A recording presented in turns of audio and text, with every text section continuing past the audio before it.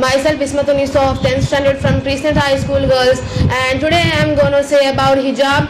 What is it necessary and why we wear it? Is it mandatory? Our women are being forced to wear it, or they are being oppressed about that? So I'm going to say about that how it is necessary for us. So firstly, I am going to say about that the ultimate goal of Muslims is to instruction given by the Allah to follow the same thing, and the knowledge taught by our Prophet Muhammad sallallahu alaihi wasallam to follow the same thing. And in the Quran, the Allah Himself says in the Surah Nur, verse number 31, that the commendations of the men and women are same. So here is no partiality between men and women. They are having the same rights, same instruction by the Allah Subhanahu wa Taala.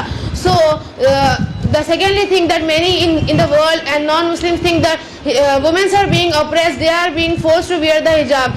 So I want to clear that being a woman, being a girl, I want to clear and hijabi that no, not the world thinks, it's not the way you think. Hijab, majority of the girls and women wear the hijab by their choice because they think it is the faith, they have faith in Allah, they have faith what the Allah says, they know what they write, they agree it, they accept it. And secondly, the hijab is not an oppression, it is not a force. Hijab is our first priority, it's a part of us, it identifies us, it shows values. We have having the values of hijab in our heart, in our brain, because we cover the hijab with our head, not our brain. So don't you try to judge the woman by its cover. So firstly, in the article 25, the idea is to mislead her because she is a woman, a Muslim woman. This identifies me as a Muslim woman because I know my word, my value and my courage. So I want to request to all the person who are thinking that Islam does not promote the hijab in the education. So being a Muslim woman, I said that hijab is a freedom, not oppression or not being forced. So if you think that women are being forced to wear the hijab, it's not the way the world thinks. We are not being oppressed, we are not being forced. Hijab is our freedom, not our oppression. So the modesty is the crown of a Muslim woman. It's not the chains of our legs. So if you think that you are giving freedom in our education, then the law should be implemented that hijabis can go to educate. It does not mean to all. This is Dania Kashyap of 10th standard from Knowledge Park International School, feeling so blessed to speak on the topic hijab. The sun does not lose its beauty when it is covered by the clouds.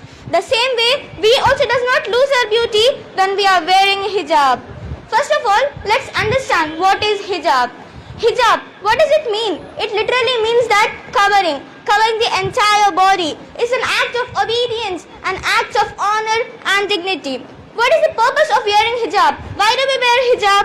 We wear hijab to save ourselves. The purpose of wearing hijab is that it allows us to retain our modesty, morals and freedom of choice.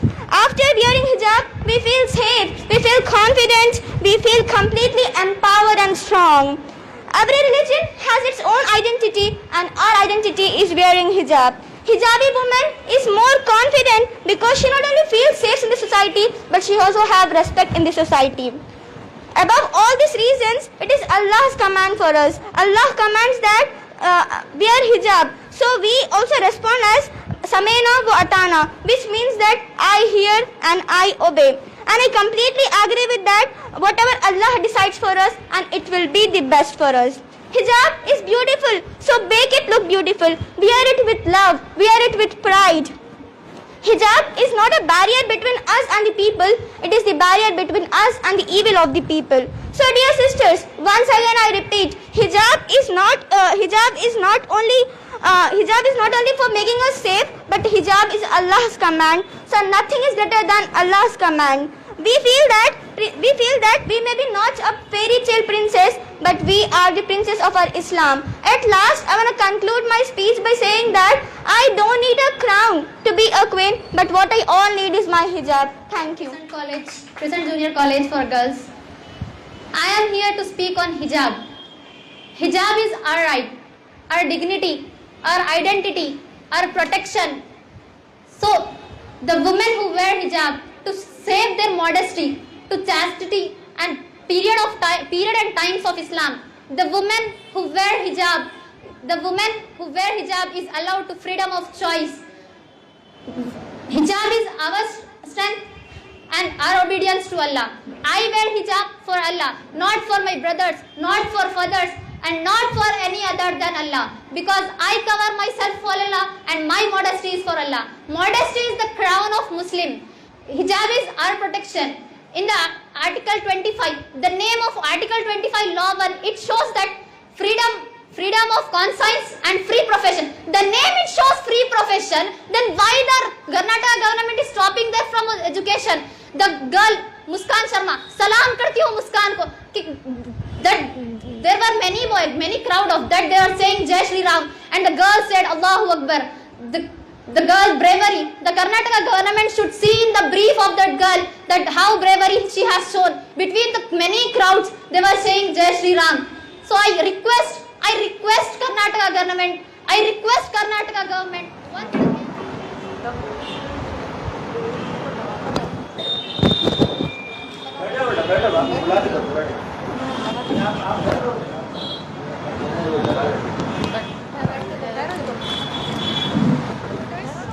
My dear friends, my dear brothers and sisters, as all Indians are my... Yes. Assalamu alaikum warahmatullahi wabarakatuh, and good morning to all the intellectual persons, news reporters, my dear friends and my dear brothers and sisters. As all Indians are my brothers and sisters. I am Sabanjum of 10th standard of Crescent High School. Today I am very glad or thankful to stand here and express my views on a very big controversial topic that has been widespread in the entire India. I am not just standing here to promote hijab or promote my religion. I am standing here being a responsible citizen of this country. I am here being a responsible youth of this country. I have to maintain peace and harmony in the country and to avoid all the upcoming future controversies based on someone's religious beliefs, dressing, creed, caste, etc. Before I begin my speech, I would like to bring few lines to my speech.